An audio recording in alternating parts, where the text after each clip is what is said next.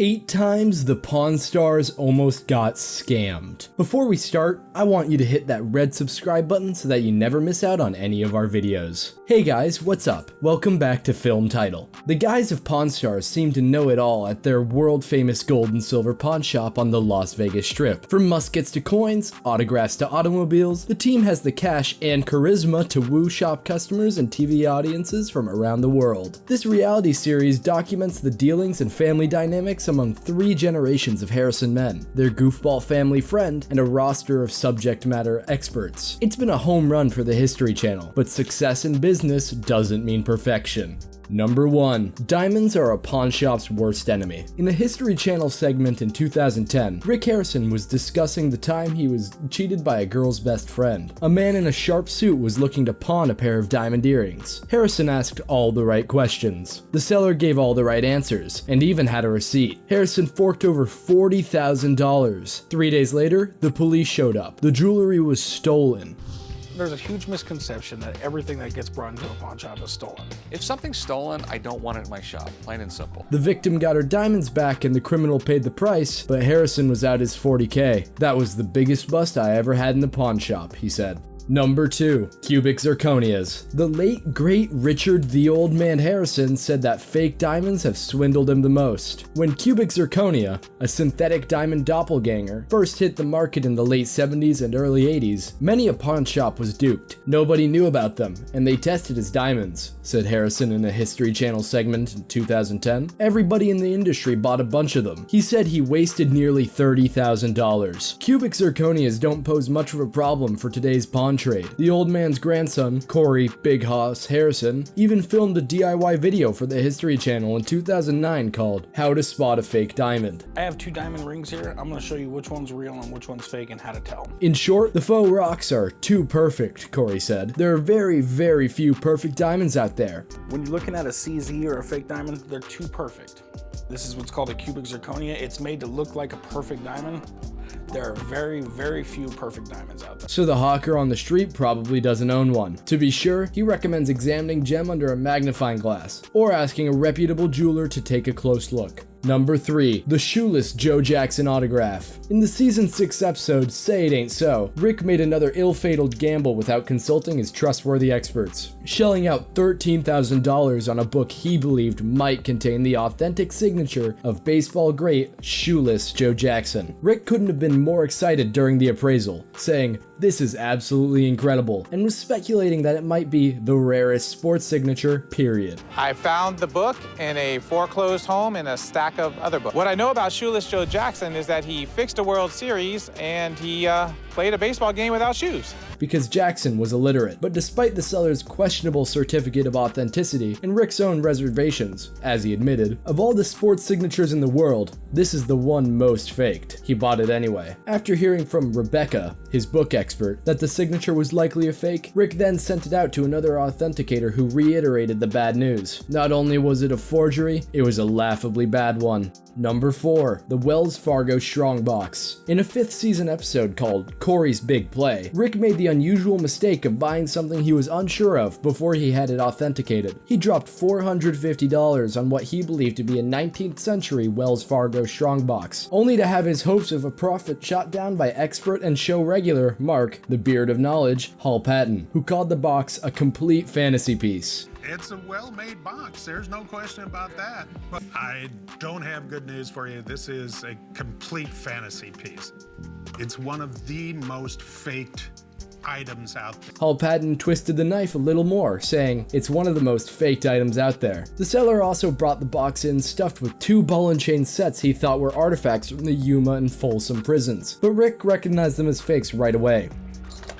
Never in the history of any prison did they ever have their name put on the balls. Okay, so what are you trying to say? It's fake. What makes you an expert on this stuff? Meaning Rick definitely should have sensed something wasn't right with the box. The old man, who observed the whole transaction, wasted no time rubbing it in, telling Rick, "I thought it was fake to start with." But it ain't a $450 box. I thought it was fake to start with. Well, then why didn't you say anything? I didn't want to bust your bubble. What, so you let me spend the money instead? Now I can holler at you. But he let the deal go through just so he could have something to hang over Rick's head. Number 5. Rick's $100,000 loss at the auction. If the world-famous gold and silver pawn shop can't retail an item, they always have the option of still turning a profit by sending it to an auction. That's what Rick tried to do with several big-ticket items, including a 1940s Indian motorcycle with a sidecar and a Vic Flick owned and played Fender Stratocaster, which he put on the block at Julian's Auctions in Los Angeles, according to the Indie Channel. Unfortunately, he took a hit for $29,000 on the motorcycle and $35,000 on the guitar. Ouch. He must have not done well with some other items either, because he reported his total loss at around $100,000. Number 6. Robo Ripoff. This is a case of the shop almost getting ripped off by one of its own. Austin Chumley Russell really wanted to buy Robosaurus, a 31-ton, fire-breathing, transforming Tyrannosaurus Rex that feeds on cars, trucks, and small planes.